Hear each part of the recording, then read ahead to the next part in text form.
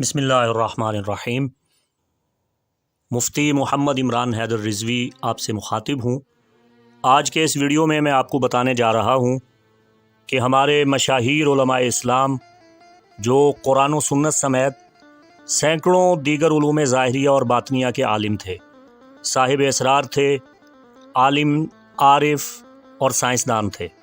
انہیں علم لدنی، علم جفر، خواص الحروف، علم نجوم، حیات، فلکیات،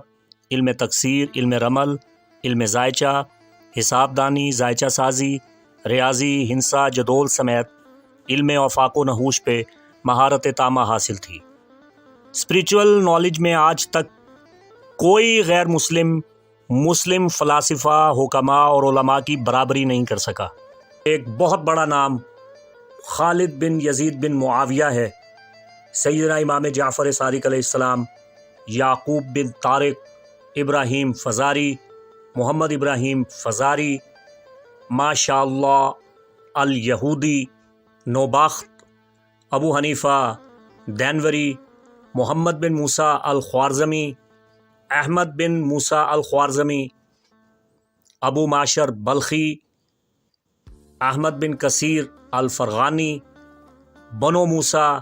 حسن ابن موسیٰ ابن شاکر، ثابت ابن قرہ،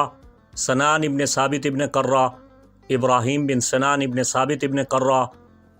سند ابن علی، مسلمہ ابن مجریتی، محمد بن جابر بن سنان البطانی، محمد بن سلیمان رودانی، ابو نصر محمد الفارابی، عبد الرحمن بن عمر صوفی، ابو سعید جرجانی کوشیار، ابو جعفر الخازن، الشاہ امام احمد رضا خان فاضل بریلی، ابو عبداللہ محمد بن عیسیٰ المہانی، احمد بن عبداللہ المروزی، ابو العباس نیریزی، ابو حامد ساجانی، احمد بن کثیر الفرغانی، اور کسی تعارف کے محتاج نہیں ہیں اخوان الصفا، دا برادرنز آف پیورٹی، جن کا کام یورپ اور امریکہ میں آج علم اور حکمت کی، وزڈم اور اسپریچویلٹی کی علامت سمجھا جاتا ہے۔ ابو سہل قوہی، ابو محمود الخجندی، ابو الوفا بوسجانی، ابن یوسف المصری، منصور ابن عراق، ابن الحیثم، ابو ریحان البیرونی، ابن سینا، ابراہیم بن یحییٰ زرقالی، عمر الخیام، عبد الرحمن الخازنی، ابن باجہ، ابن طفیل، ابو اسحاق بطروجی، ابن رشد الجزری، انوری ابیوردی، شرف الدین توسی، معی الدین عرضی، نصیر الدین توسی، ابن نفیس، قطب الدین شرازی، راشد الخلاوی، ابن شاطر، شمس الدین سمرقندی، غیاث الدین کاشی، الغ بیگ قوشجی، عبدالعلی برجندی، تقی الدین شامی، احمد نہاوندی، علی ابن ابی الرجال، ابو الفضل ہراوی۔ میں یہاں جدید علماء